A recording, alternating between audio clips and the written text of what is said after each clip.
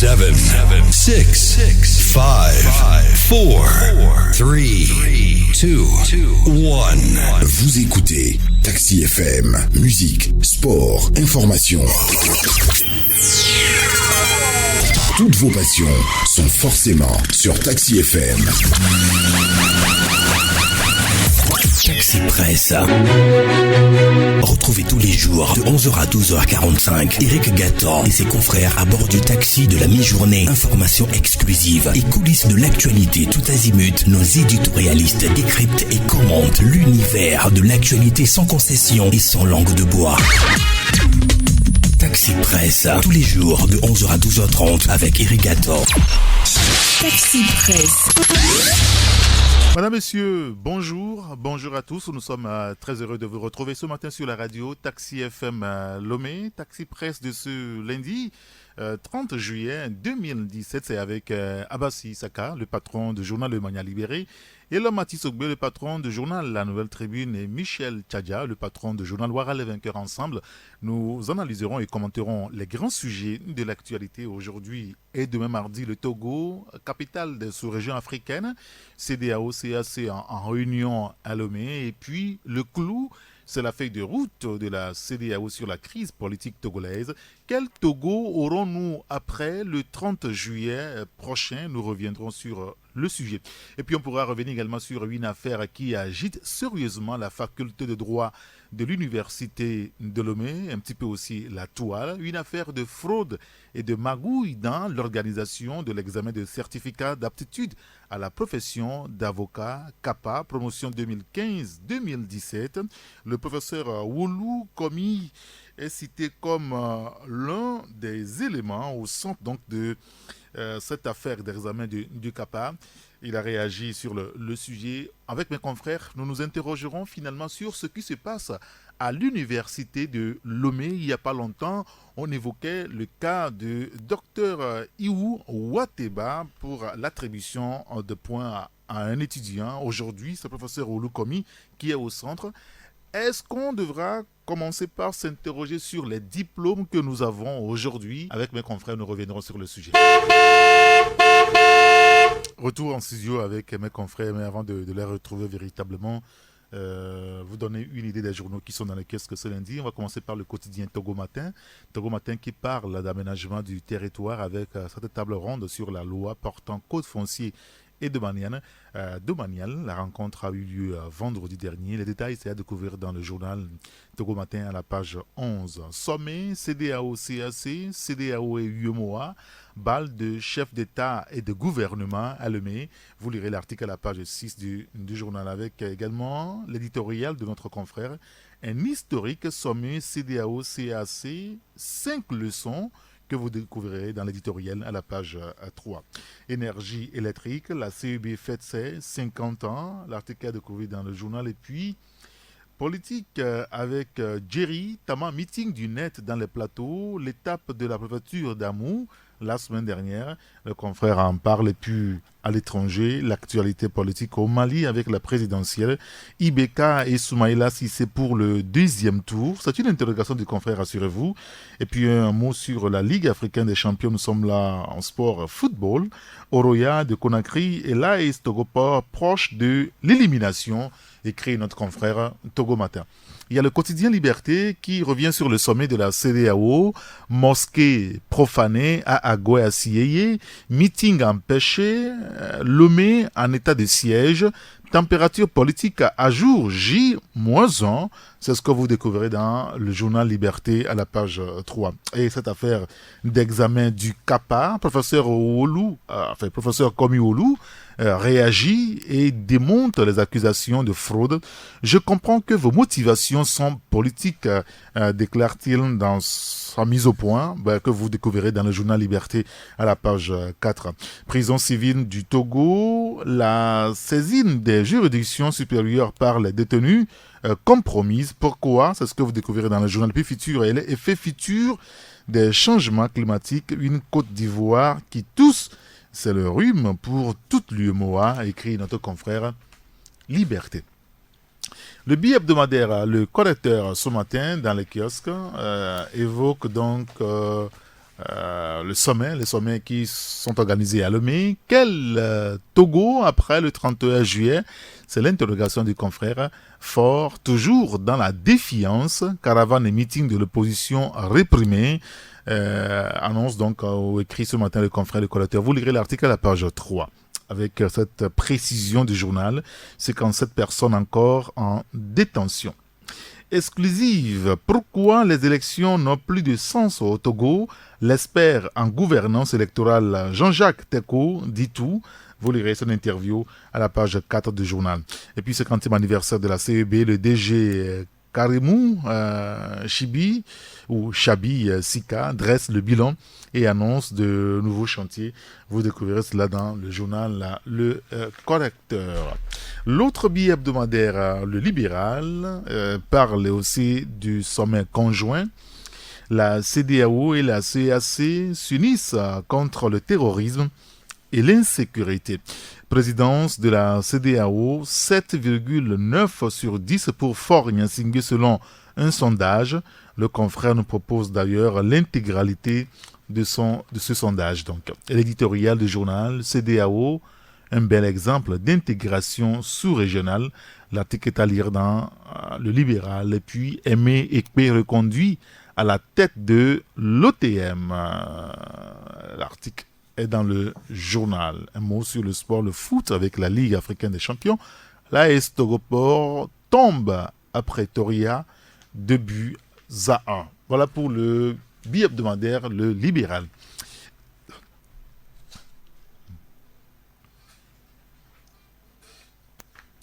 Taxi Presse.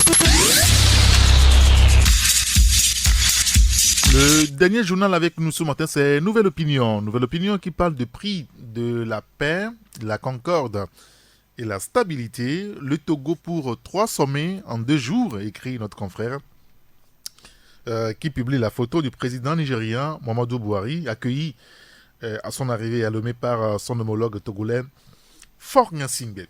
Développement à la base et sécurité alimentaire, pari d'une riziculture moderne à gagner par le gouvernement à Agome-Goulouzou. Vous lirez l'article dans le journal Le Puits sondage de l'Institut de prospective et de sécurité en Europe. Les députés de la CEDEAO satisfaits de la présidence de Faure Gnassingbé à la tête de l'institution. Vous lirez l'article dans le journal. Et puis gala de la fraternité dans la région maritime. Gamé FC remporte le trophée, écrit ce matin l'hebdomadaire Nouvelle Opinion. Alors dans les kiosques ce lundi, outre Nouvelle Opinion, vous avez le billet hebdomadaire Le Libéral, le billet hebdomadaire Le Correcteur, le quotidien Togo Matin, le quotidien Liberté. Taxi FM, la seule radio d'information continue. Madame, Monsieur, merci de nous retrouver sur Radio Taxi FM Lomé avec mes confrères en studio. Bonjour à Abbas Issaka. Bonjour Eric, bonjour à tous ceux-là qui sont déjà installés dans le taxi bien climatisé. Merci de nous avoir rejoints. Bonjour à Michel Teda. Bonjour Eric, bonjour à tous nos amis qui nous écoutent en ce moment. Merci de nous avoir rejoints. On sera rejoint tout à l'heure en studio par Elom à Tissogbey. Mais cette information en week-end qui nous a laissé tous pantois, c'est la profanation d'une mosquée quand même à Goué, à Sieyé ce matin. Le confrère Liberté est revenu sur le sujet. Abbas Issaka, que se passe-t-il de ce côté? Est-ce que vous comprenez quelque chose là-dedans? C'est ça, je me pose des questions, c'est incompréhensible ce qui se passe. Et puis, on ne sait pas pourquoi les gens s'attaquent à des mosquées et ils profanent les mosquées, ils rentrent même, ils déchirent les pages des Corans. C'est un sacrilège. C'est un sacrilège. Profaner une mosquée, ça c'est grave parce que ça veut dire qu'il y a quelque chose qui se passe. Ce n'est pas la première fois qu'on assiste à ce genre de choses. En 2017, ça doit être en octobre, en octobre comme ça, 2017, lors des manifestations, il y a une mosquée qui a été profanée. Ça a failli même engendrer même la guerre entre les musulmans et les autochtones. Vous parlez de la profanation au niveau de Ketao? De Ketao, au niveau de Ketao. Donc ça a failli même dégénérer. Heureusement qu'on a vite fait de calmer la situation. Et cette fois-ci, ça reprend avec les mêmes situations à Agoué, ici à Lomé. On ne comprend pas finalement ce que les gens cherchent en rentrant dans la mosquée, puisque c'est une mosquée selon les informations qui est en finition, qui n'est pas, dont les travaux ne sont pas encore achevés. Donc ce qui veut dire que toutes les portes ne sont pas encore installées et ils ont la facilité de pénétrer dans cette mosquée pour la profaner. Mais dans tous les cas, c'est que ce qui les attend, ceux-là qui ont fait ça, il y a beaucoup de choses qui les attendent. On ne touche pas surtout les choses religieuses, surtout le Coran. Si vous le touchez, c'est que vous allez payer cher. Le confrère Liberté revient quand même sur comment les choses se sont affaires. Après le constat, bien sûr, ce sont par ce côté les portes ont été forcées, écrit le journal, et sur le plancher et un peu partout, les visiteurs indélicats ont laissé leurs empreintes. Des copies du livre saint ont été déchirées et ramassées à côté du mimbar.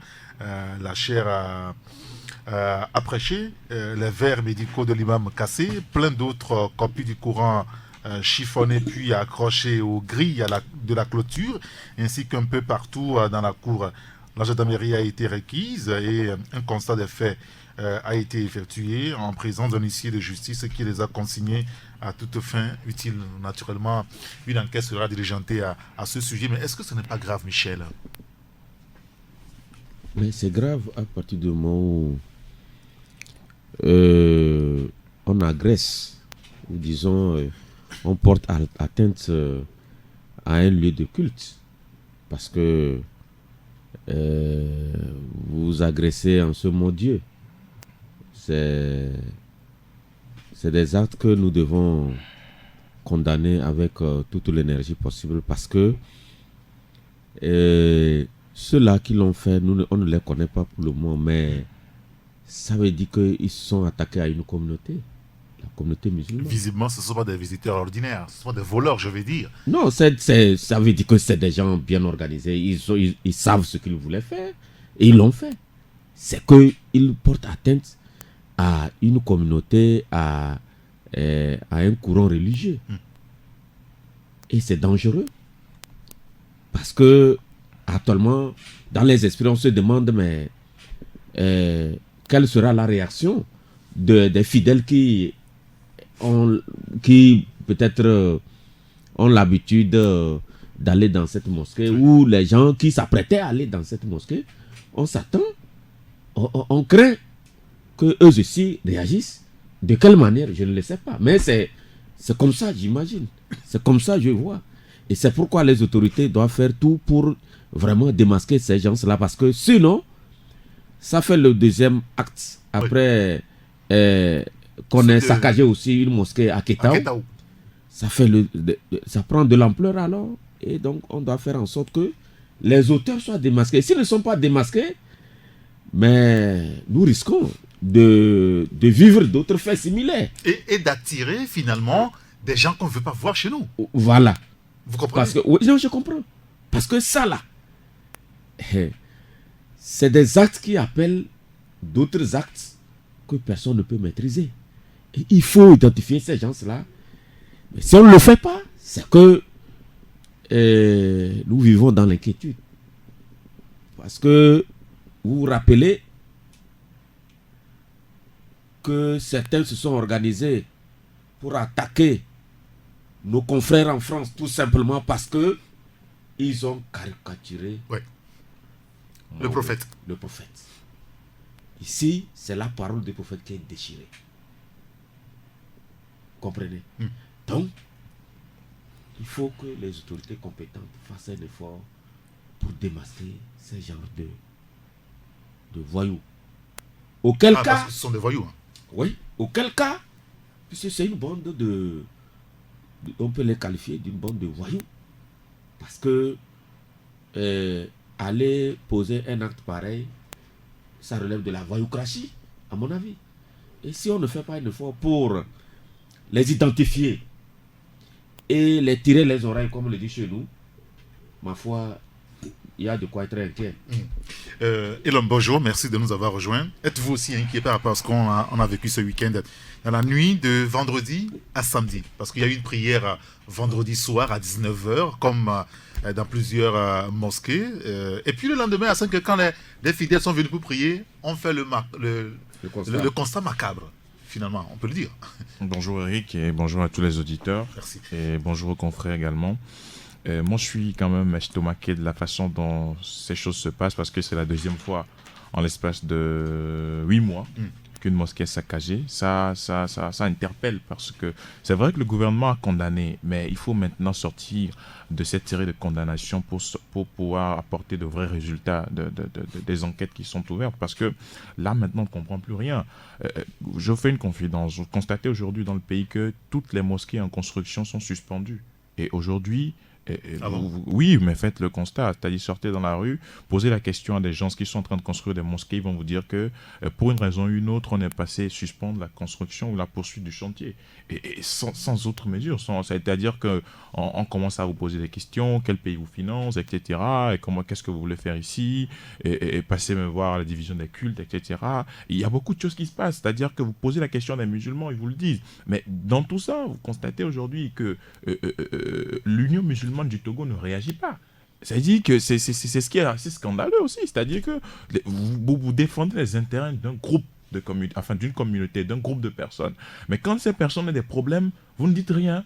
Et vous êtes là, vous ne dites rien. Oui, mais ils viennent pas. On ne semble pas venir à leur secours. Oui, moi je ne suis pas musulman. Mais je constate et puis je pose des questions à des gens, je fais des recoupements. On constate que l'Union musulmane est perplexe, elle fait rien, elle n'influe pas sur l'action qui devrait être la sienne par rapport à la défense des intérêts des musulmans. Et ça fait qu'aujourd'hui, ce qui se passe est extrêmement grave. On va profaner une mosquée, on vient déchirer le Coran, on vient faire des choses bizarres, on met même le Coran sur des fils de barbelés, etc. Oui. Mais c'est quand même scandaleux. De la provocation, finalement. Moi, je ne sais pas les individus qui ont posé, qui ont eu le courage. On déchire le Coran dans la mosquée. Sur la cour, on voit quelques feuilles qui traînent sur la cour, et puis sur les grilles, on a accroché certaines pages de Coran sur la... Ça frise de la provocation. Oui, mais ça frise la provocation. Oui, bien évidemment, ça frise la provocation. Mais vous savez, il faut analyser ça avec un sang-froid. Sinon, ce qui peut se passer par rapport à ça, ça va être grave. Parce que si vous voulez avoir la réaction des musulmans, vous les aurez. C'est-à-dire, il ne faut pas provoquer. Oui, bien évidemment. C'est-à-dire, si les gens qui posent ce genre d'acte veulent avoir la réaction immédiate, ils les auront. Mais heureusement que ces personnes ont compris et ne veulent pas réagir. Ils ont confié tout entre les mains du prophète, leur prophète. Donc ça fait qu'aujourd'hui, ce qui se passe là, c'est vrai qu'on a tendance à minimiser ça. Le gouvernement condamne, oui, mais il faut aller au-delà des condamnations. On a tendance à minimiser cela. Donc on a dit qu'une enquête sera diligentée pour savoir, comprendre les circonstances dans lesquelles cela est intervenu. Et ceux qui ont profané la mosquée. Les mosquées qui ont été profanées à Bafilo, on a ouvert l'enquête, qu'est-ce que ça a donné? Est-ce qu'on nous a montré quelqu'un qui est reconnu qu'il a profané une mosquée à Bafilo? Personne. Mais pourquoi voulez-vous maintenant qu'on croit que l'enquête qui est ouverte suite à cette profanation puisse livrer des résultats concrets? Mais moi je parle des faits, je ne raconte pas ma vie. On a profané une mosquée à Bafilo, on a ouvert une enquête, on n'a pas les résultats. Maintenant, profaner une autre mosquée à Goué, on ouvre une enquête, pourquoi les gens veulent qu'on croit qu'on aura les résultats? Abbas Issaka, est-ce que la réaction un petit peu tendre de l'UMT vous dérange? Vous, parce que vous êtes musulman. Ça nous dérange vraiment. L'UMT même ne réagit à aucune des choses, parce que ce qui s'est passé à Ketao, on n'a pas vu de réaction venant de la part de l'Union musulmane du Togo. Tout simplement parce que l'Union musulmane, actuellement, le bureau est illégitime. Le bureau n'est même pas chose. On devait. Son mandat est passé depuis. Ce n'est même pas un bureau qui devait faire un mandat, c'est un bureau intérimaire actuellement. Et cet intérim dure. Ça fait plus de 5 ou 6 ans que l'intérim dure, alors que ça devait faire au moins. L'intérim actuellement dirigé par. Finalement, qui ont des problèmes chez nous. C'est ça, l'intérim dirigé par Brahma Noussa actuellement. On a tenté de faire tout pour organiser les élections. Pour avoir un bureau digne de ce nom à l'Union musulmane. Depuis toujours, les gens se sont réunis, les dignitaires de la religion se sont réunis pour faire cette élection. Ça n'a pas eu lieu. Ce qui veut dire qu'aujourd'hui, l'Union musulmane ne répond pas aux aspirations même de tous les musulmans. L'Union musulmane a-t-elle été politisée finalement? Mais c'est politisé depuis. Sinon, comment se fait-il qu'on ne peut pas le faire? L'Union musulmane est politisée depuis. Ça a été politisé. Ce qui fait que souvent ces réactions-là, d'habitude, vous ne les voyez même pas réagir. Si ce n'est pas Parce que ce qui a étonné, nous avait étonné, nous en tant que commentateurs, analystes, depuis que la crise politique a démarré. Vous vous rappelez quand Sokolé, Bafilo, même Mango, où il y a une forte communauté musulmane qui est de ce côté, ces trois villes ont été un petit peu embastillées. On a vu quand même la réaction de l'Union musulmane du Togo. Elle n'a pas existé. Elle n'a pas existé, alors que l'Union musulmane a des représentations, des bureaux annexes dans toutes ces villes-là qu'on a interdit d'activité. Donc, le problème actuellement se pose avec acuité. Quand vous prenez ce qui se passe actuellement, ces gens-là ne sont pas allés pour le vol. Ils ne sont pas allés pour voler. Il n'y a rien à voler. Oui, il n'y a rien à voler même dans la mosquée. Je crois que le vendredi, quand on a fait la mosquée, quand les gens ont fait des saras ou bien les dîmes, ça va rester dans la mosquée. Ça ne reste pas dans la mosquée comme peut-être dans les églises, non? Ce n'est pas le cas. Mais ils sont allés avec un objectif bien précis. Et profaner la mosquée et provoquer les musulmans. Et si les gens ne font pas attention, si ça commence, parce que ce qu'on appelle chez nous la djihad, oui, c'est que quand on parle de djihad, lorsqu'on voit quelqu'un qui profane une œuvre venant d'Allah et que vous ne réagissez pas, c'est que vous n'êtes pas musulman. Et la réaction, est immédiate. Elle est immédiate. Et si on ne fait pas attention, ce qui va arriver, je ne sais pas si c'est ça que les gens veulent, ça peut arriver. Bon. Et que les gens qui sont des musulmans vont se soulever contre ce que les gens là sont en train de faire, la profanation des mosquées. Non, on ne ferme pas très vite ce sujet-là. Michel, cette affaire, soit c'est une affaire isolée, un acte isolé, cette profanation. Quand ça devient récurrent, ce n'est pas un acte isolé, puisque nous rappelons que c'est la deuxième fois qu'on nous apprend qu'on a profané une mosquée. Et ça nous inquiète parce que si on ne fait rien pour élucider cette affaire, c'est que, vous savez, comment ça se passe au Nigeria, où les chrétiens sont constamment agressés, tués, et on ne sait pas d'où ça vient. Mais si chez nous, on pose ces actes contre les musulmans et on ne fait rien pour décourager d'éventuels candidats, notre crainte c'est que d'autres pouvaient s'organiser aussi, et ça on ne maîtrise pas. Et lorsque ça va être dans ce scénario de confrontation, c'est là où nous courons un grand risque. Et c'est pourquoi nous interpellons les autorités à faire en sorte que ces gens-là qui ont posé ces actes-là, qui soient démasqués et punis. Là, on aurait rassuré ceux-là qui ont été victimes de ces comportements barbares que, bon, la loi est là pour les couvrir. Alors, on évoquait tout à l'heure avant la pause. Si on ouvre une enquête, vous m'apprenez qu'un huissier était présent, il a tout consigné. Bon, à quelle fin? On veut voir ça rapidement. Mais parce que je trouve ça très grave. Et puisque c'est la deuxième fois. Et donc, heureusement que le ministre de la Sécurité et de la Protection, c'est musulman aussi, il sait concrètement, lorsque ces genres d'actes-là sont posés, c'est que ça peut engendrer comme conséquence dans l'avenir. Et donc, il doit anticiper.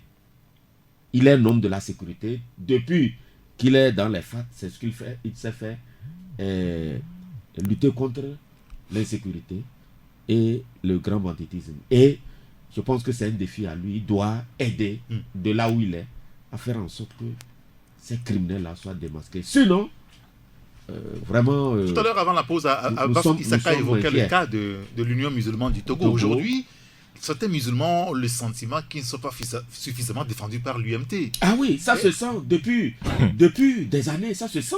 L'Union musulmane, ça se sent, bon, parce que c'est un bureau, d'aucuns disent que c'est un bureau intérimaire qui fait 5, 6, 7 ans. Bon, on ne sait pas pourquoi on ne veut pas mettre, depuis la mort de Tetou, elle a dit Tetou, c'est l'intérim qui est joué jusqu'à présent par Abdou Assouma. Inoussa, vraiment, autant pour moi. Oui. Mais on ne sait pas pourquoi cette communauté, cette grande communauté n'arrive pas à s'organiser pour se doter des instances légitimes capables de faire face défendre à des situations comme celle-ci. Et ça continue comme ça, mais nous ne sommes, moi je ne suis pas musulman, c'est aux musulmans de nous exprimer davantage, parce que je ne maîtrise pas grand-chose. Oui, mais quand même, il y a quand même, quand vous écoutez nos frères musulmans, il y a quand même de la nervosité en évoquant ce sujet. On n'est pas d'accord par rapport à ce bureau qui est là, un bureau intérimaire qui n'arrive jamais à organiser les élections pour qu'on puisse renouveler les membres de l'instance. Oui, c'est ce qu'on constate. C'est-à-dire que vous faites un intérim, vous faites un mandat d'un président de la République comme intérimaire.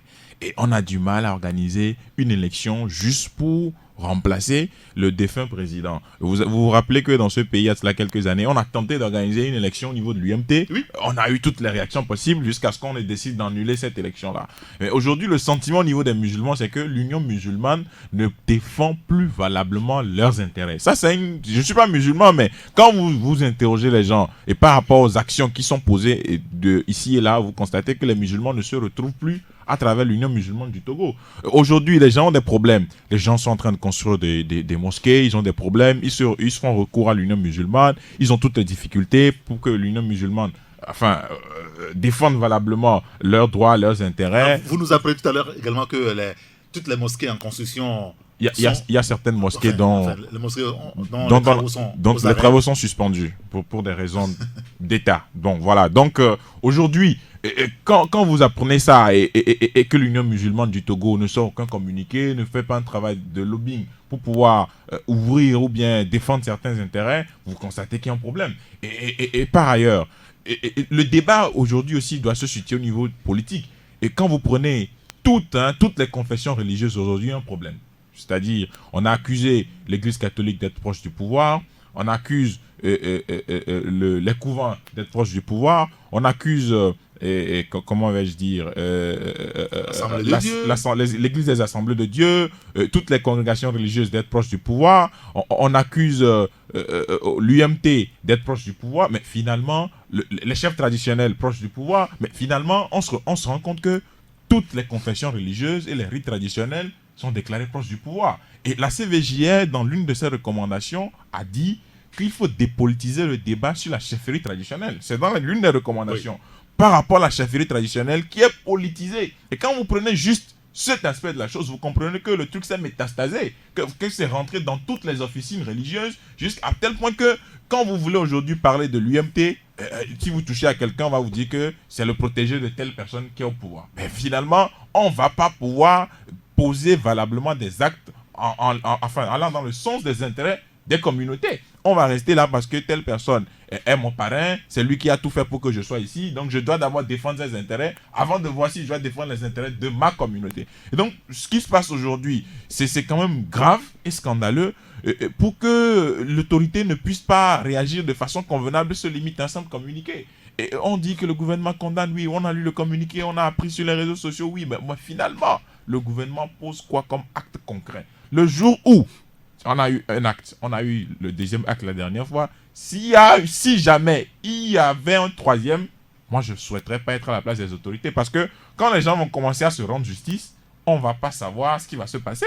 Et on va tuer les innocents. Il faut arrêter ça. Mais il faut arrêter ça, il faut commencer à arrêter des gens, à les interroger, à les emprisonner. Mais si vous prenez à les juger plus tard avant de les emprisonner, si vous prenez les gens dont la culpabilité est établie, mais il faut les emprisonner, les punir conformément à la loi. On ne peut pas saccager ou profaner une mosquée. Mais ça n'a pas de sens. Mais si le ministre de la Sécurité, qui est lui-même musulman, ne prend pas des initiatives concrètes allant dans le sens de démasquer ce réseau, mais on va attendre le troisième acte et puis on va frôler le pire. Moi, je ne souhaiterais pas ça, mais à l'analyse des choses, à l'allure où vont les choses, on peut s'attendre vraiment au pire, franchement. Avassi Saka. Ouais, je pense qu'il faut faire très très attention. Ce qui se passe est dangereux, même si l'Union musulmane est dans l'incapacité de réagir, parce que elle est illégitime. L'incapacité. Oui, mais si on peut être illégitime, mais quand même réagir pour rassurer quand même. Elle ne réagit pas, donc elle est dans l'incapacité de prendre ses responsabilités. Donc le ministre ne peut pas s'arrêter aux simples effets d'annonce pour dire nous allons ouvrir une enquête. le ministre, il est musulman. Il sait ce qui se passe actuellement. Il Non, sait... mais le ministre ne doit pas réagir parce qu'il fait partie de la communauté. Il réagit en tant que ministre de la Sécurité. Voilà. C'est ce que je voudrais qu'on précise. En tant que ministre de la Sécurité et en tant que tel et en tant que musulman, il sait ce que c'est que le djihadisme, ce que c'est que le terme djihad. Défendre les intérêts des musulmans, défendre les intérêts des œuvres de Allah, de Dieu. C'est tout, il le sait. Et lorsqu'on touche à quelque chose qui se passe, comme le Coran, le Saint-Coran, on va le déchirer, on rentre dans les mosquées, on profane les mosquées et autres. Ce n'est pas une bonne chose. Ça ne donne pas une bonne impression même de la chose. Et c'est que le ministre ne devait pas se taire. Quand vous prenez même, et l'on parlait tout à l'heure qu'il y a la construction de certaines mosquées qui sont suspendues, c'est parce que ces mosquées reçoivent de l'aide de quelque part. Les subventions viennent de quelque part. Et on n'est pas trop sûr de provenance de... Si on n'est pas sûr, mais depuis quelque temps, avec ces mouvements-là, même ces subventions depuis là ont été stoppées. Qui a stoppé? Le Togo ou les lieux de provenance? Même ils ont stoppé aussi, les lieux de provenance ont stoppé. Et au Togo aussi, on a mis certains garde-fous. Lorsque vous allez prendre des Western Union, on demande d'où provient l'argent. Et le problème s'est posé avec les orphelinats. Oui. Qui prend en compte les enfants dans nos préfectures là-bas. Ces orphelinats, il y a certains qui sont en train de fermer leurs portes parce qu'ils n'ont plus de moyens pour subvenir aux enfants, aux besoins des enfants. Donc ce problème, et quand tout ceci là se passe, et lorsqu'on commence encore, on rentre pour profaner les œuvres de Dieu, c'est que c'est très dangereux. Et aujourd'hui, on est en train de parler même de l'Union musulmane. Qu'est-ce qui a fait qu'on a créé la Commission nationale du Hajj? C'est parce que l'Union musulmane est incapable de gérer ça. Et la Commission nationale du Hajj est arrivée, puisque l'Union musulmane, elle seule, ne peut pas dire qu'elle va organiser le Hajj. Pendant ce temps, il y a aussi d'autres organisations, d'autres privés qui se sont chargés de rentrer dans la danse d'organisation du Hajj, et ça faisait du désordre. Et lorsque ça arrive, les gens ont des difficultés pour prendre des avions, pour avoir des avions, des compagnies, pour les amener pour amener les pèlerins à la Mecque et les ramener. Il y a eu des problèmes ici. Et l'État a été obligé de créer la Commission nationale du Hajj et gérée aussi par le général Yak. Donc aujourd'hui, le problème qui se pose, il faudrait que quand on ouvre ces enquêtes, cette enquête qui est ouverte aujourd'hui avec la profanation de la mosquée d'Agoye, que les auteurs soient vite retrouvés et qu'ils répondent de leurs actes devant les tribunaux. Vous avez peur que l'enquête n'en aboutisse pas? Ce qui s'est passé à Ketao, là, on nous a dit que c'est ouvert. Est-ce qu'on a déjà connu les auteurs? Non. Aujourd'hui, c'est la même chose qu'on nous dit. C'est pour cela que j'ai dit d'arrêter de faire les effets d'annonce, d'aller aux actes. Parce que le Togo a un service de renseignement très compétent. C'est ce qu'on nous a dit, oui, bien sûr. Qui peut retrouver ceux-là qui se cachent. Parce qu'on voit ce qui se passe dans les autres, même en Europe. On voit comment les choses se passent. C'est une simple caricature qu'on a faite de Mahomet, du prophète Mahomet. Vous savez ce qui s'est passé en France. Là, ici on profane toute une mosquée, on déchire le Saint-Coran. Et quand on est allé tirer sur les journalistes en France, c'est parce que c'est Charlie Hebdo. C'est ça, Charlie Hebdo. C'est le problème. Aujourd'hui, on profane aussi les mosquées au Togo. Pendant que à la veille même d'un sommet qui devait réunir les chefs d'État sur le terrorisme. Oui, le terrorisme et la sécurité. Et on profane aussi au Togo, on va profaner des mosquées, on déchire même les pages des Corans qu'on va exposer un peu partout. Alors que le Coran, le Saint-Coran, est très sacré pour les musulmans. Et vous allez dire qu'on va ouvrir des enquêtes qui ne se fermeront jamais. Donc il faut faire attention. Très bien. Écoutez, en tout cas, nous nous appelons au calme ce matin à nos frères musulmans et on va quand même faire confiance au ministre de la Sécurité et de la Protection civile, Yak Damran, pour que l'enquête là aboutisse véritablement et que ces bandes de voyous, puisque c'est comment les appeler comme cela, qu'ils soient vite démasqués.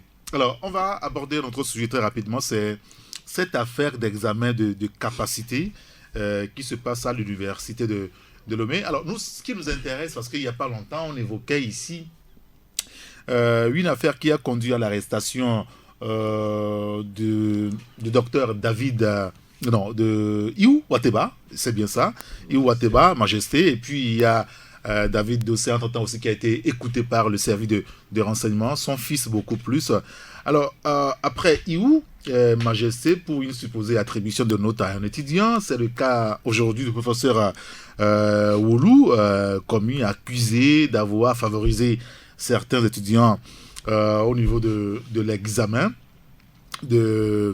examen du certificat d'aptitude à la profession d'avocat. Est-ce que nous devons commencer par nous interroger par rapport à l'enseignement aujourd'hui à l'université? Est-ce que tout commence par être faux à l'université, Michel? Non, je pense qu'on ne peut pas raisonner en ce sens-là. Parfait. Tout n'est pas faux, mais sauf que de temps en temps, on admet le faux.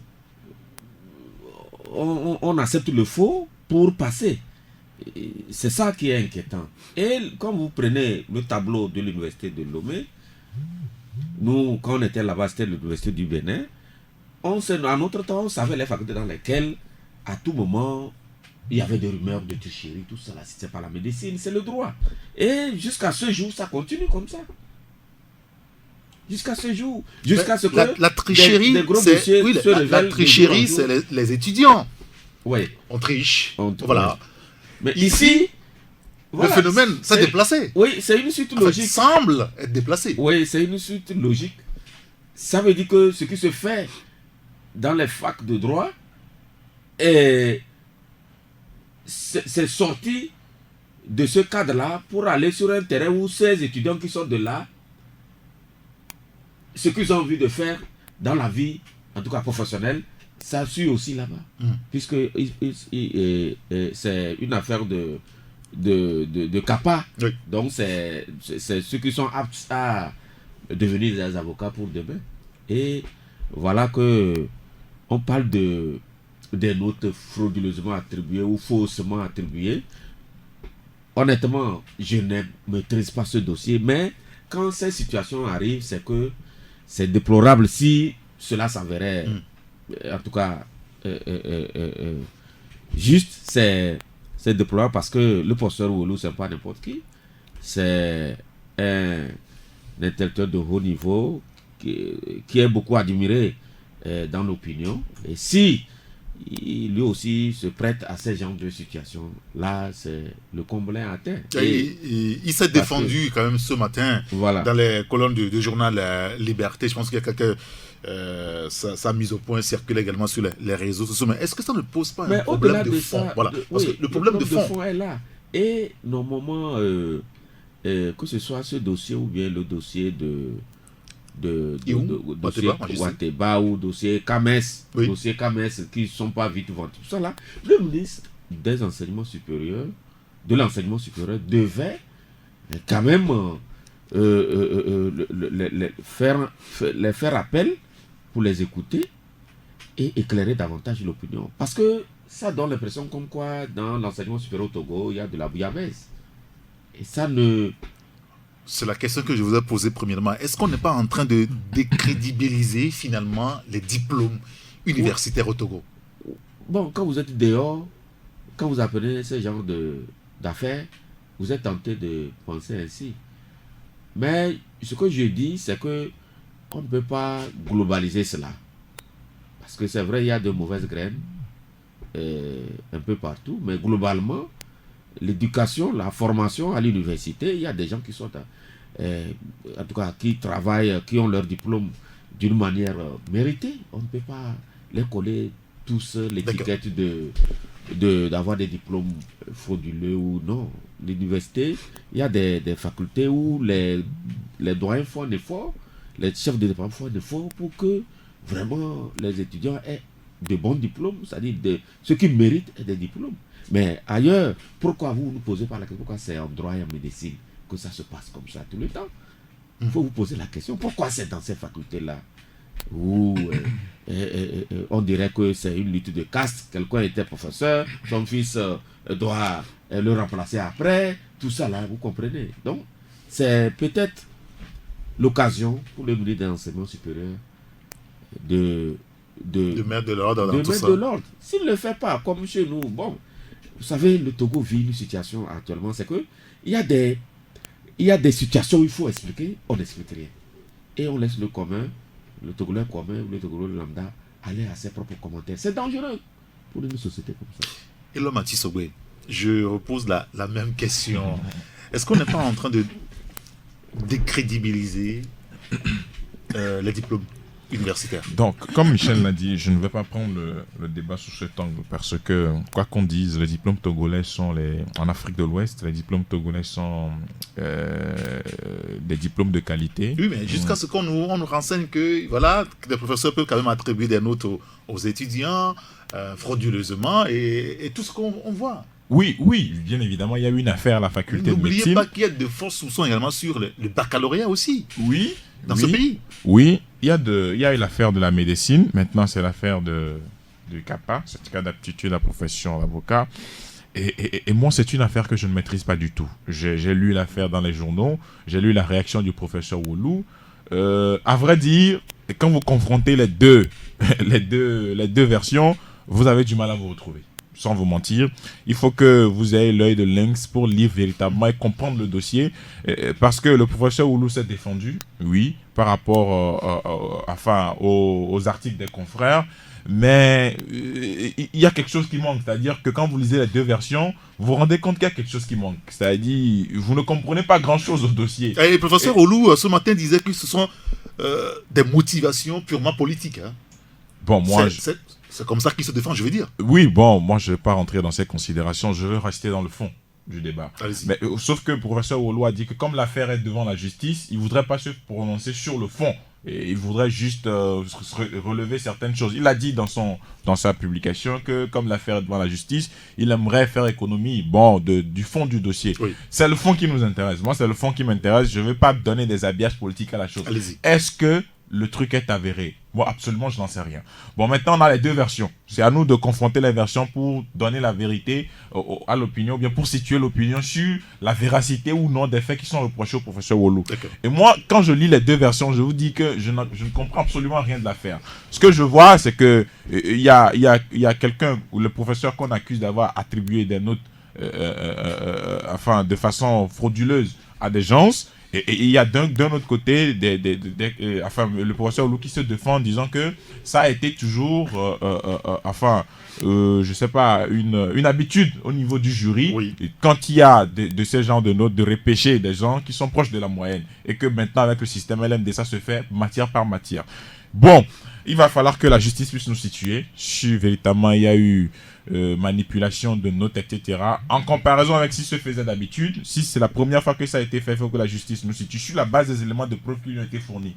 Et donc moi, j'aimerais plutôt attendre la décision de justice pour savoir véritablement ce qui s'est passé dans cette affaire, du moment où je n'en maîtrise absolument rien. Maintenant, je parle de l'affaire professeur Wolo pour entrer dans si vous le permettez, toujours à l'université de Lomé avec l'affaire Kames. Oui. Parce que ce débat-là aussi sur le tapis. Parce que je pense que cette affaire Wolo, c'est l'arbre qui cache la forêt. C'est-à-dire qu'il y a une affaire qui a éclaté au niveau de l'université de Lomé, dont on n'a pas fini de débattre. Et quelques jours après, on a constaté que l'affaire professeur Wolo a pris les devants de l'actualité. Alors que l'affaire de fond par rapport à Kames est bel et bien là. Et moi, j'aimerais interpeller le professeur Kokoroko, qui est le président de l'université. C'est vrai, vous faites des réformes, c'est bien. Vous faites des choses. Aujourd'hui, grâce à vous, il y a des infrastructures au niveau de l'université de Lomé. On a commencé qu'il y a quand même il y a des avancées au niveau de l'université de Lomé. C'est bien, tout ça, c'est bien. Maintenant, par rapport à la gestion des affaires académiques, qu'est-ce que vous dites, M. Kokoroko? Parce que c'est trop facile de pouvoir rester muet et de sortir des communiqués pour s'expliquer. Mais à un moment donné, il faut que le professeur Kokoroko s'explique lui-même devant l'opinion par rapport à des faits qui lui sont reprochés depuis qu'il est président de l'université. Mais depuis qu'il est président de l'université, moi je n'ai jamais vu un président de l'université connaître autant d'affaires que le professeur Kokoroko le connaisse maintenant. Les étudiants contestent, les professeurs, etc. Non, les étudiants, c'est tout le temps. Oui, c'est tout le temps. Président, il y a eu ça. Il faut le préciser également. Les étudiants sont là, les professeurs contestent, les syndicats montent au créneau, on dit que vous avez des arriérés qu'on n'a pas payé, et maintenant c'est une affaire de Kames, quoi. Mais finalement, il y a quel problème à l'université de Lomé pour que le professeur Kokoroko ne puisse pas une fois pour toutes lever l'équivoque. Ou on lui rend la gestion compliquée, le professeur Kokoroko. Bon, qu'est-ce que lui-même il a posé comme acte quand il est arrivé à l'université de Lomé, envers les professeurs, envers son environnement immédiat? Vous savez, quand vous êtes dans une société et que vous pouvez être l'intellectuel le plus parfait qui existe, quand vous manquez de sagesse, de savoir-vivre, tout ce que vous faites est à l'eau. Vous pouvez construire la plus belle université au monde. Quand vous ne savez pas entretenir les relations avec les hommes, vous êtes nul. Je suis désolé, mais je le dis comme ça. Bien. Parce qu'il faut savoir entretenir des relations avec les hommes. Comme l'a toujours dit un célèbre penseur, vous le dites souvent, il n'y a pas de richesse que d'hommes sur la terre. Oui, bien sûr. Vous pouvez construire de beaux bâtiments, vous pouvez construire de belles routes. Quand vous ne savez pas entretenir les hommes, je suis désolé, vous ne valez rien.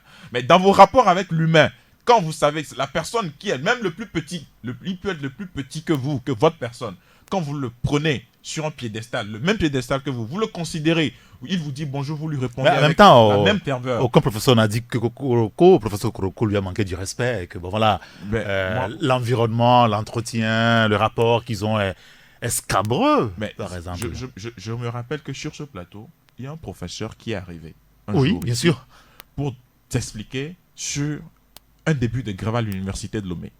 On l'a écouté religieusement. Professeur Bachana. Et quelques jours après, le même professeur a signé un courrier ou une lettre de grève lui-même. Mais ça veut tout dire. C'est qu'il ne faut pas qu'on floue l'opinion. Le même professeur qui était passé expliquer ou défendre la position de son président par rapport à ce sujet, le même professeur a signé une lettre de grève dans ce pays. Et le jour-là, je me rappelle, et quand on a tenté de l'interroger, il était aux abonnés absents. Il ne voulait plus s'expliquer sur ce courrier-là. Bon, finalement, il ne faut pas que les gens nous prennent pour des cons. C'est-à-dire, on dit que quand vous ne savez pas entretenir les rapports avec les hommes, c'est trop facile de dire que c'est pour des raisons politiques, on me cherche des noises, etc. Expliquez-vous sur le fond du Très débat. bien. Abbas Sissa, qu'est-ce que cette histoire de Kappa éveille en vous aujourd'hui? C'est finalement une guerre qui s'est installée à l'université par rapport à nos diplômes.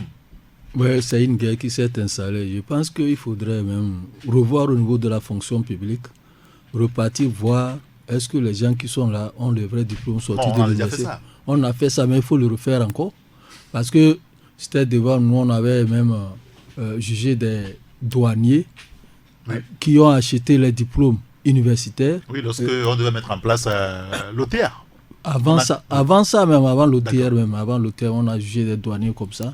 Parce que moi, j'ai fait avec quelqu'un, on a eu la maîtrise en ça, mais il a vendu sa maîtrise à un douanier. Et il a été jugé, le dossier est passé devant le tribunal de première instance. Et on a condamné le douanier là. Et lui a vendu son diplôme là.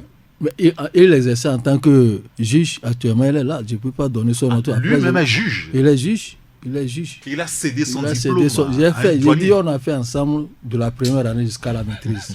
Je vous pose la question, est-ce que les diplômes ont encore leur sens aujourd'hui chez nous? Donc c'est pour cela que j'ai dit il faut maintenant faire de telle sorte qu'on puisse revoir les diplômes au niveau de la fonction publique. Maintenant, ces périodes qui sont en train de faire, c'est devenu un peu plus problématique qu'avant, où on était à l'université du Bénin. Aujourd'hui, l'université de Lomé, les gens achètent des diplômes. Lorsque nous étions là, il y avait aussi ces problèmes qui se sont posés, où on a sanctionné des professeurs d'université. On a sanctionné plusieurs d'entre eux parce qu'on était en plein examen. Quand on a arrêté des gens qui faisaient, c'était de la triche, ils faisaient de la tricherie, on les a arrêtés, on les a fait sortir. Et c'était des professeurs qui ont donné les épreuves à ces étudiants. C'était en 3e année de licence.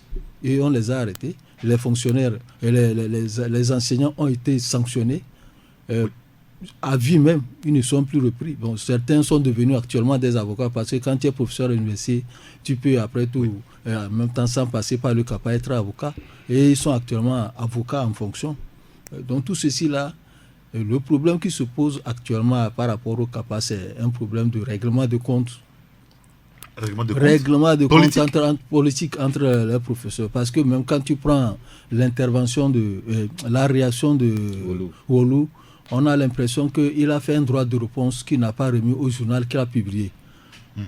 En principe, cette mise au point devait être remise à nos deux confrères. À nos deux confrères, ceux-là qui ont publié le dossier. Intitulé droit de réponse. Il n'a pas mis ça. Il a dit à mise au point. Mise au point qu'il a dit. Donc quand tu lis dans la mise au point, tu vois qu'il s'attaque aux journalistes. Non, il s'adresse à ce journaliste. Il s'adresse directement aux journalistes. Donc il devait remettre le dossier, la mise au point au journal qui a Peut-être publié. que c'est envoyé à nos confrères, on ne sait pas. Nous, Bon, on a vu ça peut-être. sur les réseaux Mais sociaux. c'est sur les réseaux sociaux. On ne devait pas mettre ça sur les réseaux sociaux avant que les confrères ne publient. Voilà. Alors, C'est des manquements. alors, qui est-ce qui a fait ça? Mais qui a fait ça? Bon, Celui qui a fait la mise au point a fait ça. Lui là, il va dire qu'il va balancer sur C'est les pas réseaux. évident. Mais C'est ça pas- peut être évident. Où est-ce que celui-là qui a fait ça a trouvé? On sait comment les choses On vont sait, sur les ouais, réseaux on sociaux. sait comment les réseaux vont Ça sur peut les ne réseaux. pas être l'intéressé lui-même. Mais ça peut être l'intéressé qui a remis ça à quelqu'un de lire. Et C'est ça, possible aussi. ça a passé. Donc, C'est possible aussi. parce que quand tu fais ta mise au point, c'est avec toi. Ce n'est pas à toi, ce n'est pas à quelqu'un de la publier, c'est toi qui l'as publié. Si tu ne l'as publié, c'est que tu as remis ça à quelqu'un de le faire. Pour dire que tu te laves de tout soupçon. Or, se laver de tout soupçon, ça ne peut pas ainsi. Donc, ce problème-là, j'ai dit, ça commence par un peu faire des problèmes. Bon. Est-ce qu'il ne faut pas poser aujourd'hui le débat même des diplômes? Vous savez, en pays anglophone, on dit souvent qu'est-ce que vous savez faire? Il n'y a que dans les pays francophones on vous demande des Le diplômes. diplôme, oui. Mais c'est ça le problème. Est-ce qu'il ne faut pas poser finalement le débat? Mais Le diplôme autour. il faut revoir l'éducation scolaire que nous recevons. Très bien. Parce qu'il y en a qui ont des diplômes, Mais qui que vous n'ont rien. recevez dans vos rédactions, mais quand vous les mettez à l'œuvre, Ils n'ont pas le Ils niveau. n'ont pas le il n'y a niveau. pas le niveau. Est-ce qu'il ne faut pas poser, avoir le courage de poser ce débat aussi? Et donc des réformes. C'est pour cela que je parle de revoir l'éducation que nous recevons. Parce que quand vous allez au Ghana, l'éducation que les gens reçoivent, c'est d'avoir quelque chose sous la main. Et à la sortie, il sait que Capable de faire le travail. il fait son travail. Il n'attend même pas qu'on le recrute dans l'administration publique. Il est là. À la fin même de sa formation universitaire, on le prend dans un truc de formation, comme on dit, formation militaire. Et quand il sort, il se prend en charge. Personne n'attend qu'on le recrute dans la fonction publique. C'est ça qu'il faut revoir. L'éducation basée sur le savoir-faire. Oui. Qu'est-ce que vous savez faire? C'est par rapport à si vous savez tisser bien les paniers, mais vous continuez dans ce sens-là jusqu'à là où vous pouvez vous arriver pour que vous-même vous preniez en charge dans la vie active. Mais ici, avant, on faisait les enseignements. Parce qu'aujourd'hui, on donne le sentiment à beaucoup de nos frères, de nos C'est- petits frères, on a calqué notre il faut éducation. aller à l'université. Université. Est-ce que tout le monde doit aller à l'université? Non. C'est pourquoi beaucoup ont des diplômes, mais si on ne fait pas des médias, je ne sais pas, on est là, les gens errent. Parce que ce qu'il a fait, on ne peut pas l'utiliser directement. Donc, c'est pourquoi je suis d'accord avec Abbas quand il disait qu'il faut réformer l'éducation, même à la base. Aujourd'hui, on bourre notre... Quand je me rappelle des fois de notre formation, des fois je suis vraiment en colère. Parce qu'à l'université, on a appris des choses, je ne sais pas à quel moment ça va me servir. Je ne sais pas, à mon âge aujourd'hui, je ne sais pas à quel moment ça va me servir. Par contre, on a fait certaines choses, même peut-être pas à fond, mais que je trouve très intéressantes par rapport à en tout cas, mes activités professionnelles. Vous voyez? Donc, il faut quand même qu'on essaie de savoir l'éducation, orienter les apprenants par rapport à ce qu'ils sont en mesure de faire demain. Comme de les former, avoir l'intellectuel l'ivresse comme ça en l'air. Ça sert à quoi? Vous rentrez dans une usine, on vous regarde, monsieur, vous pouvez faire quoi? Rien. Voilà. Mais vous avez quelque chose, vous avez un diplôme. Il sert concrètement à quoi? On ne sait pas. Donc, c'est pourquoi il faut quand même à un moment donné, l'affaire de tricherie ou l'affaire de diplôme dont tu parles, ça vaut jusqu'à ce matin. Parce qu'il n'y a pas 3 ans même, il y a un ministère qui a fait un concours partiel. Mais il y a certains qui ont pris la poudre dans ce campette justement parce que au dernier niveau, on voulait vérifier les diplômes et ils se sont rendus compte que l'affaire la risque de tourner au vinaigre. Et ils ont traversé les frontières. Donc, ça existe jusqu'à présent. C'est pourquoi l'affaire, quand aujourd'hui il y a concours, normalement il faut un temps à une commission Pour vérifier les diplômes. Pour vérifier les diplômes. C'est très important. Sinon, vous allez voir des gens atterrir qui vont vous donner des diplômes. Même si quelqu'un a fait a obtenu son diplôme en Sibérie, là, il faut qu'on aille vérifier, voir si... Parce que même à l'hôtel, le problème c'est longtemps pour... Bien sûr. Oui, où il y a le trafic de diplômes, tout ça là. Et dans un état sérieux, on veut construire une nation, ou aussi on fait la promotion des médiocres, mais ne soyez pas surpris que nous soyons sur place. Et la réforme au niveau de l'éducation au Togo, Oui, elle est nécessaire aujourd'hui. Oui, c'est nécessaire, c'est très important. Et c'est pour ça qu'au niveau même du ministère de l'enseignement primaire et secondaire, il va falloir qu'on puisse revoir les choses. Les curricula qu'on a aujourd'hui, c'est des curricula qui sont dépassés. Il faut une réforme, il faut des réformes curriculaires. La dernière réforme de l'enseignement date de 1975. Et ça fait des années qu'on est là, rien ne bouge, on continue d'apprendre aux enfants à l'école les éléments venus de l'Est, les éléments venus de l'Ouest, Nabiema Bonsafo, le roi des Tchokossi. Il y a tout ça. Non, on a appris tout ça à l'école, mais ça continue. Les enfants rentrent à la maison. Ah oui, il y a toujours ça? Il y a toujours ça. Le programme n'a pas changé. Il n'y a pas eu de réforme curriculaire. L'Empire du Mali, l'Empire du Ghana. Tout ça. Et donc, il va falloir qu'on puisse véritablement revoir. Du ciel. Non, je pense pas que ça. Je pense pas que ça continue par contre. Très bien. Je pense pas que ça continue par contre, Michel. Donc, il va falloir qu'au niveau du ministère de l'Éducation, de l'enseignement primaire et secondaire, on puisse faire véritablement des réformes curriculaires. C'est vrai qu'il y a des projets en cours, le projet d'appui à la réforme du collège, projet pareil. Oui. Il y a d'autres projets en cours. Il faut véritablement s'attaquer maintenant aux réformes curriculaires pour que nous puissions avancer. Eh bien, ce débat, c'est intéressant. Il va falloir que dans les prochains jours, les responsables de ce pays puissent quand même réfléchir par rapport donc, à ces réformes dont on parle. On y reviendra prochainement. On va parler maintenant politique. On a une vingtaine de minutes pour revenir sur le sommet. Les 3 sommets qu'organise le Togo en 2 jours, aujourd'hui et demain. Ce matin, le sommet CEDEAO-CAC est en cours. L'après-midi, il y aura quand même cette rencontre des chefs d'État de l'UEMOA. Et puis demain, la CEDEAO a son sommet. À l'issue de ce sommet, on saura ce que les chefs d'État et de gouvernement de la CEDEAO pensent de la crise togolaise et la thérapie qu'il faudra apporter, n'est-ce pas, aux problèmes togolais. Alors, notre question ce matin, quel Togo aurons-nous après le 30 juillet? Est-ce que vous avez eu une idée là-dessus, Abbas Issaka? Ce serait un peu difficile d'avoir l'idée sur quel Togo on aura demain, d'autant plus que tout le monde a le regard tourné vers demain, le 31 juillet, pour voir. C'est tout comme une femme qui attend, qui est à terme et qui attend le jour de sa naissance, voir de son accouchement, comment ça serait fait, est-ce qu'elle va sortir indemne ou bien elle aura des difficultés à enfanter. Donc tout ceci là, nous on attend de voir ce qui va se passer, étant donné qu'il y a certains qui font des menaces, alors que d'autres qui sont rassurants, qui savent qu'après le 31, le Togo va décoller de ces problèmes et laisser les problèmes ailleurs, la crise va rester derrière eux, et que pour certains, que rien ne va sortir de ce que la CEDEAO nous dira. Mais dans tous les cas, tout le monde attend.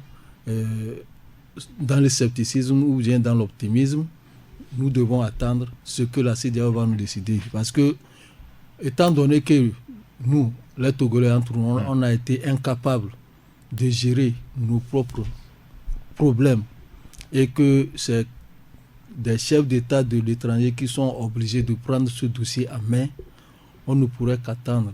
Et ces chefs d'État, lors de cette conférence, ils ne vont pas prendre des décisions qui vont arranger qui que ce soit. Ils prendront des décisions tout juste pour faire le beau milieu, comme on le dit, couper la poire en deux, faire de telle sorte que ça réponde aux aspirations des uns et des autres, mais tout en respectant les textes qui régissent la République. Ils ne vont pas prendre une décision, bien des recommandations qui sortiront de des textes qui nous régissent dans le pays. Ça va respecter les textes de notre pays. Que personne ne s'attende à ce qu'on dise que aujourd'hui tel ne fait pas ceci, tel ne fait pas cela, mais c'est par rapport aux textes qui nous régissent que ces décisions-là seront prises. Ça ne va pas arranger X, ça ne va pas arranger Y, mais vous devez suivre ça. C'est tout comme on dit, la loi est due, c'est la loi, mais nous n'est au-dessus, nous n'est en dessous.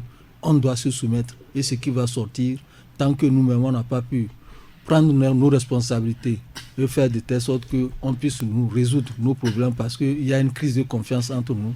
C'est que la CEDEAO, les chefs d'État de la CEDEAO vont prendre les responsabilités et nous imposer. Et on ne peut pas croire que c'est seulement la CEDEAO qui prend ces décisions.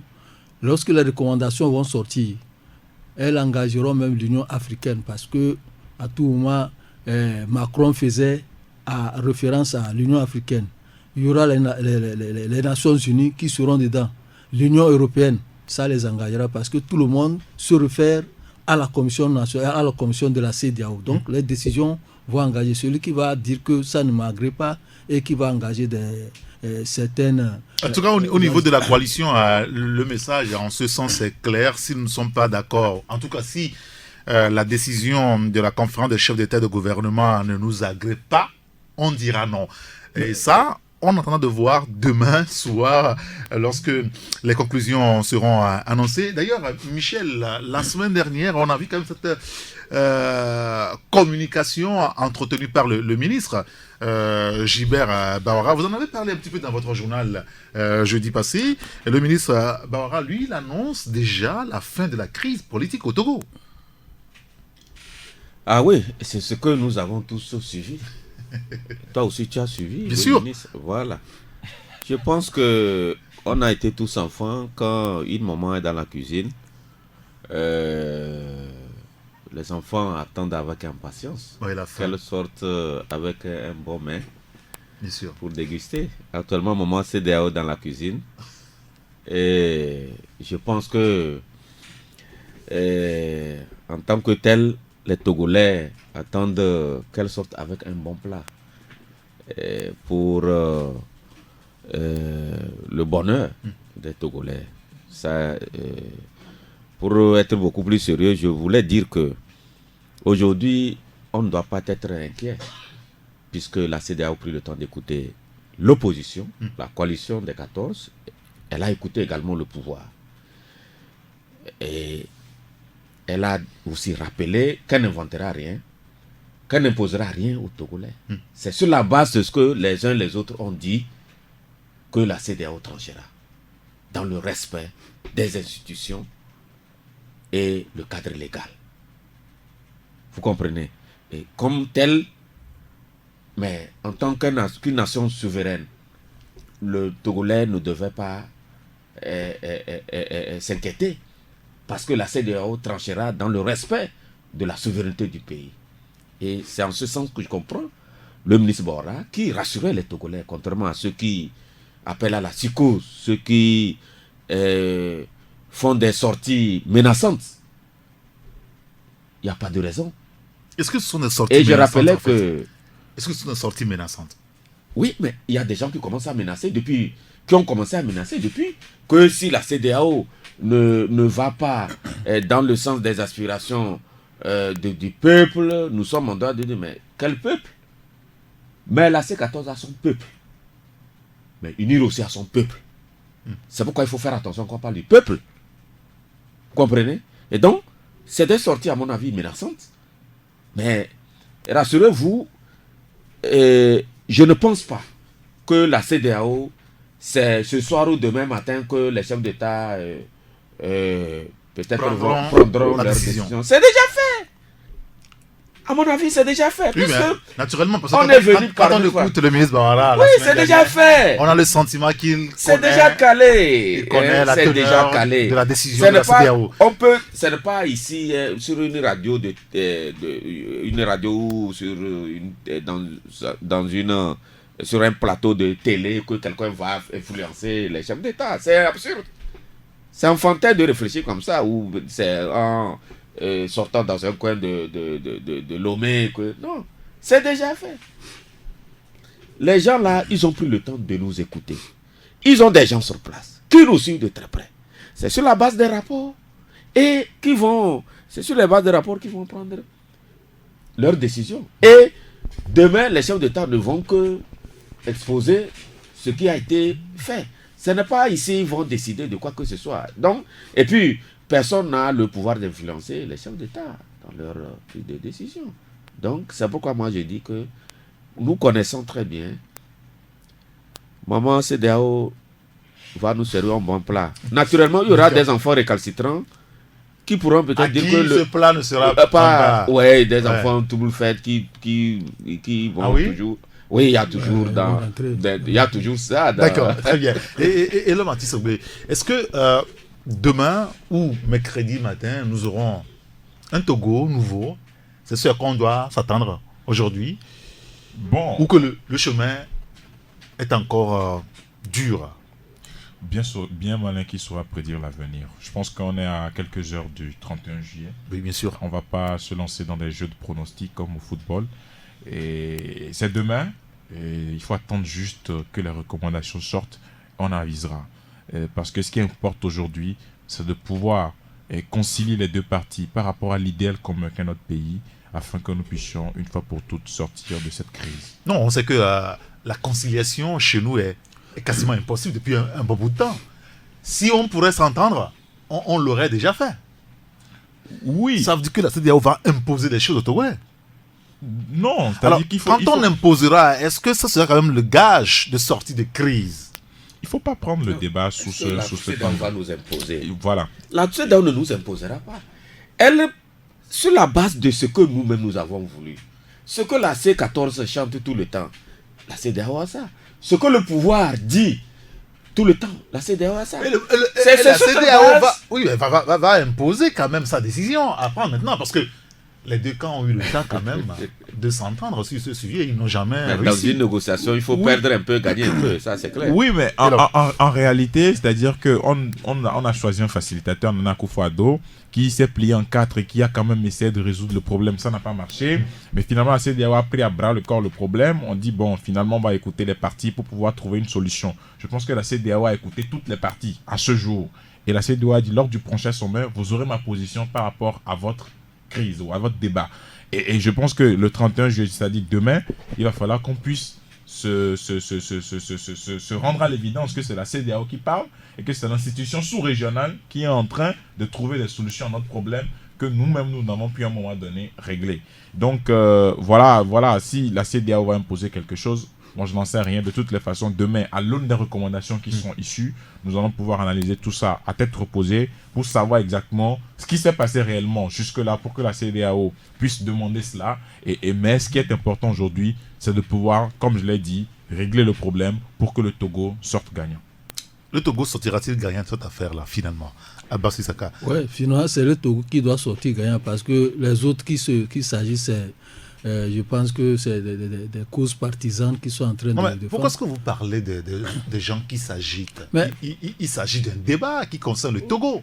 Ouais, mais et chacun a son avis là-dessus. Chacun a ses militants qu'on appelle peuple.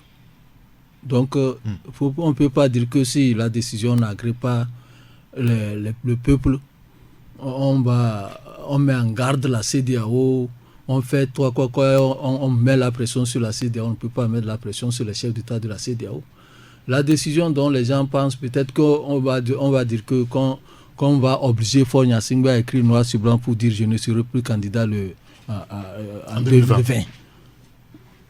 Que c'est seulement ça peut-être que les gens disent s'il n'y a pas ça dans la feuille de route de choses, c'est que ça n'a pas répondu aux aspirations du peuple. Mais chacun a son peuple. Michel l'a dit tout à l'heure. Il ne faut pas qu'on prenne les militants des partis ou bien des coalitions pour dire que c'est le peuple. Parce qu'il y a aussi ceux-là qui ne sont pas des protagonistes, qui ne sont pas au niveau de la C14, qui ont aussi leurs militants, qui ont aussi le peuple. Il y a aussi le pouvoir, le parti UNIR, qui a aussi ses militants, qui a son peuple, ça. Et ceux qui sont là, au niveau des centristes, ou on appelle centristes, eux aussi sont leur peuple. Donc, ce qui veut dire aujourd'hui, le problème qui se pose, on ne peut pas dire que Faure Gnassingbé dit que tu ne vas pas aller. Alors, je repose ma question. Est-ce que la décision de la CEDEAO aura le mérite de faire taire tout le monde? Parce qu'il s'agit de ça aujourd'hui. Si la CEDEAO va se prononcer sur la crise togolaise et qu'au lendemain, les esprits ne se seraient pas calmés, est-ce qu'en réalité, on aura contribué à régler le problème togolais? Mais finalement, il dit que lorsque vous ne vous êtes pas entendus, vous êtes deux à vous battre et que vous appelez une troisième personne pour venir vous séparer, la personne vous sépare et dit que désormais vous n'allez plus faire ceci, vous n'allez plus faire cela. Vous devez stopper parce que si la CEDEAO prend une décision et que quelqu'un commence par dire ça ne m'agrée pas, je l'ai dit tout tantôt, ce n'est pas la seule CEDEAO, c'est toute une lignée qui est là jusqu'à l'Union européenne, jusqu'aux Nations Unies, c'est qu'il y aura des sanctions par rapport à ces personnes-là qui disent que ça ne me convient pas, que ce soit du pouvoir ou de la C14, chacun va subir. Ce n'est pas parce que... Un petit peu comme en Guinée-Bissau. Voilà, on ne peut pas continuer par gérer parce que l'autre, Macron, a dit qu'il faudrait que ce statu quo-là puisse s'arrêter. Donc on ne peut pas continuer depuis 28 ans à être dans la même chose, dans la même situation où les gens ne se font pas confiance, où on dit qu'on ne trouve pas la solution alors qu'on ne sait pas comment on est en train de... En même temps, la question de la réforme est essentielle. Ouais, là, c'est pour cela que j'ai dit c'est la question des réformes qui pose problème depuis un certain temps. Depuis 2006, quand on a signé la politique globale. Il faudrait que ces réformes puissent avoir dans la feuille de route de la CEDEAO, il va avoir ça, que vous devez aller faire vos réformes parce que ça devait répondre aux standards actuellement de la sous-région, la CEDEAO, limitation de la bonne gouvernance. La bonne gouvernance, limitation de mandat et mode de scrutin à deux tours. Et tout ceci là peut arranger la situation. On ne peut pas permettre que le Togo seul soit... Alors, on a le sentiment également que la plupart de nos concitoyens, quand on dit le Togo a les yeux tournés vers la CEDEAO sur le 31 juillet, on a envie de croire que seule la CEDEAO peut nous aider à sortir de la crise. Est-ce que c'est vrai? Non. Mais pourquoi ce n'est pas vrai? Non, je pose la question. Mais puisque nous avons essayé, ça n'a pas marché. La CEDEAO, à un moment donné, s'est auto-saisie de notre affaire parce que notre affaire là risque de ne pas être notre affaire seule. Ça va contaminer la CEDEAO et partant toute Parce que la question de la sécurité. De la sécurité, voilà. Lorsque ça va barder ici, mais nos pays voisins aussi peuvent subir les conséquences de l'instabilité et donc de notre instabilité. Et donc, c'est pourquoi la CEDEAO s'est saisie du dossier togolais pour nous aider. Maintenant, ce qu'ils vont nous amener, s'il y a des gens qui vont ramer à contre-courant, je pense que la CEDEAO a des mécanismes. Ces mécanismes ont prévu des sanctions ciblé. Ça a commencé avec la Guinée-Bissau, ou bien on a fait ça dans le temps, peut-être je ne me rappelle pas très bien, mais avec la Guinée-Bissau tout récemment, ça veut dire que la CEDEAO a des moyens de coercition pour ceux-là qui vont ramer à contre-courant, parce que, et puis Abbas le disait, mais si a lui-même saisi l'Union africaine. Et en le disant, vous pensez à la coalition ou au gouvernement aussi? Non, les deux. D'accord. Les deux. C'est les deux. C'est les deux. Vous bagarrez, on sait que votre bagarre peut créer des problèmes, les gens viennent vous aider. Mais celui qui dit qui ne se soumet pas au règlement, bon, on va voir comment le gérer. Et c'est de ça qu'il s'agit dans le cadre de la CEDEAO. La CEDEAO est la bienvenue. Tous les partis se sont largement exprimés. Aujourd'hui, il revient à elle de prendre des mesures et dans le respect de la souveraineté de notre pays et des institutions et le cadre légal. Il faut le rappeler, c'est très important. Et là, pour finir, est-ce que demain, quand la CEDEAO sortira sa décision, ça voudra dire que c'est fini à la crise politique au Togo? Sincèrement. Est-ce que la CEDEAO aura quand même cette force de mettre fin à toute crise politique au Togo? Bon, vous savez, on ne peut pas prédire la suite tant qu'on n'a pas le contenu des recommandations. C'est-à-dire qu'on va pas mettre la charrue devant les bœufs. On attend les recommandations de la CEDEAO et on avisera. Et d'un côté comme de l'autre. C'est-à-dire qu'aujourd'hui, on sait que par le passé, on a eu à régler beaucoup de problèmes avec le concours de la CEDEAO. Mais il va falloir que maintenant, on puisse également attendre les recommandations pour les analyser froidement, à tête reposée, pour savoir exactement qu'est-ce qui va se passer. Est-ce que ces recommandations vont dans un sens plutôt que dans l'autre? Mais toujours est-il qu'aujourd'hui, ce qui importe pour les Togolais, c'est les réformes et politiques, constitutionnelles, institutionnelles. Et je pense quand même qu'il va falloir qu'on puisse attendre ces recommandations pour pouvoir aviser.